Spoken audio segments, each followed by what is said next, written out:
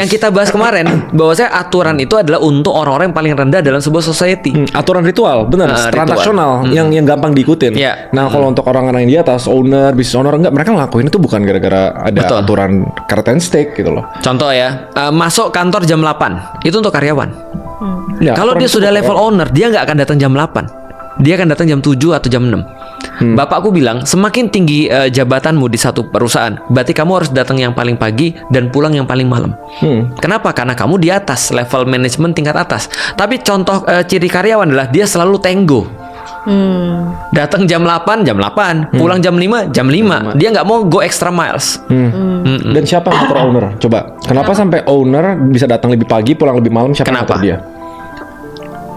Dirinya sendiri. Karena dari do. Make sense gak sih sebenarnya kayak gitu.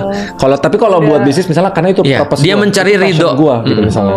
There is me gitu misalnya. Ya, this is me, bisa. Dia mencari ridho Allah atau this is me tadi. Ini adalah aku. Dia mengartikan, karena masa aku yang punya perusahaan atau yang di atas manajemen gak lebih peduli daripada orang.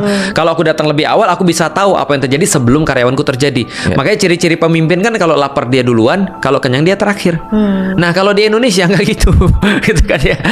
Lapar dia nggak pernah, kenyang terus. Itu kan ya. Dan konsep di Indonesia tuh bagus memang. Karena perwakilan. Contoh ya, Dewan Perwakilan Rakyat ya misalnya ya.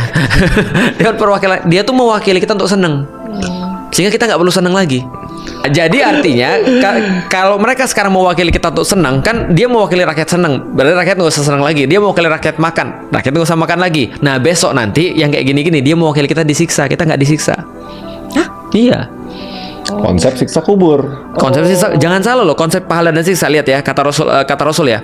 Yang paling sulit jadi pemimpin, yang paling sulit adalah jadi pemimpin. Karena pemimpin itu akan nanggung semua orang-orang di bawahnya. Ya tuh, ingat ya, gue selalu di setiap ternyata berarti banyak banget yang gue ngomong tuh ajaran-ajaran Islam. Itu Gua selalu maksud bilang gua. gini, the concept of leadership, apapun yang salah di bawah, apapun itu, mau dia nyolong itu salah lo.